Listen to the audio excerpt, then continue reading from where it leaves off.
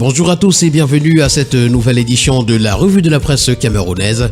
Nous commençons ce périple ce matin avec le quotidien bleu d'Amalmana, le jour, qui nous présente les bonnes performances des douanes qui aident à la reprise économique dans la région du sud-ouest. Malgré la crise sécuritaire qui perdure, le secteur douane de la région a récolté 4 milliards 74 621 906 francs CFA de recettes hors Sonara au premier semestre 2024 selon des données publiées par la Direction générale des douanes. C'est une information ce matin à retrouver en page 6. Et nous poursuivons avec le quotidien Le Messager qui parle de présidentielle 2025 en nous présentant le pari des soldats électeurs. Hilaire Kamga annonce une opération qui consiste à amener les Camerounais en âge de voter d'être des citoyens engagés, déterminés d'aller voter et de défendre leur vote. C'est une information à retrouver en page 3. S'agissant de nécrologie en petite une, retrouvons la vie et la mort de Boto Angon et puis Cameroun Tribune, noce d'or de l'engagement. Nous continuons ce matin avec le quotidien Mutation qui parle de performance et nous renseigne que le port de Kribi est à bon port. Avec un chiffre d'affaires de plus de 27 milliards de francs CFA en 2023, l'Assemblée générale du port autonome de cette cité balnéaire se satisfait des réalisations de l'entreprise et exhorte le directeur général à poursuivre sa gouvernance et son plan de développement. C'est à retrouver ce matin en page 7. Accident de la circulation en page 5, encore des morts à Santchou. Zone CEMAC, c'est le Cameroun qui est champion de l'inflation. Le quotidien Vert Émergence qui parle de justice ce matin nous renseigne que c'est plus de 850 procédures d'enquête qui sont ouvertes contre les magistrats au Cameroun. Marché public, retrouvons la part du lion des grandes entreprises et puis établissement des actes de naissance. Une rallonge de 10 millions pour Doumé nous est présentée ce matin à la page 3.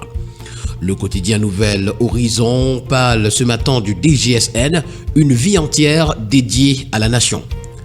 Nous continuons ce matin avec la Terre Promise Hebdo qui s'intéresse au sérail et nous présente le professeur Concho Koumeni comme il va. Pour ce qui est des franquistes ce matin, c'est à retrouver la grande une de Khmer Presse qui a peur de ces personnes.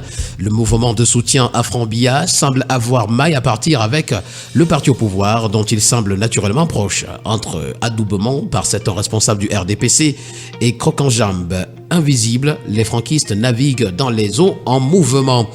Pour le quotidien L'Info à chaud ce matin, on parle de la chaire UNESCO d'Afrique centrale, Access TIC Gabon, l'autonomisation des jeunes expérimentés à OIM. Nous continuons ce matin avec une biographie qui était vraiment Charles Boto Angon. La réponse est à retrouver ce matin page 4. Et puis en Bazonie, le fake général Stone tué et brûlé. Ce matin, le journal L'Indépendant parle de la coopération entre Cap-Vert et le Minfof. Collusion mafieuse, voilà le titre qui nous est présenté ce matin. Des pontes du régime d'intelligence avec la société agro-industrielle Cap-Vert pillent à ciel ouvert et en toute impunité les forêts camerounaises. À l'international, la législation anti-déforestation divise les États-Unis et l'Union européenne. C'est une information ce matin à retrouver des pages 5 à 10. Et nous poursuivons notre revue de la presse ce matin avec le quotidien L'économie qui nous présente ce qu'il faut retenir de la 7e édition s'agissant du Forum international Afrique Développement. L'événement s'est tenu les 27 et 28 juin 2024 au Maroc avec une participation remarquable du Cameroun. Dans l'administration publique ce matin, d'après le quotidien Info Matin, le MINDT a de nouveaux bureaux. Le ministre par intérim des Mines, de l'Industrie et du Développement technologique, le professeur Foukalitus Dientry, a réceptionné le siège abritant les locaux. C'était ce lundi 1er juillet 2024 au cours de la réunion hebdomadaire d'évaluation des activités minières. En parlant également ce matin de la route Ebolova et Fulan Bango en petite une, le coup de pouce de Paul Biya nous est présenté ce matin. Nous allons continuer avec le tri hebdomadaire le soir qui parle de décès tragique de Landry Guémot et nous renseigne que le ministre des Transports frappe les personnes impliquées. Dans un communiqué signé et rendu public le 28 juin 2024, le ministre des Transports Jean-Enes Masséna-Ngalé Bibeye sanctionne les personnes impliquées dans l'accident de la circulation qui a causé la mort de l'ancien lion indomptable. Le coronavirus a retrouvé ce matin à pied de une, reconfinement en perspective, c'est une interrogation. Le bi-hebdomadaire Le Financier d'Afrique ce matin, s'agissant de commandes publiques, nous présente les difficultés des PME à capter les marchés publics. C'est une information à retrouver en grande une. Libre-échange en petite une, le CNCC dévoile les obstacles au développement du commerce intra-africain. Nous poursuivons avec le quotidien Eco-News. D'ailleurs, c'est avec celui-ci que nous mettons un terme à cette sortie de la revue de la presse camerounaise.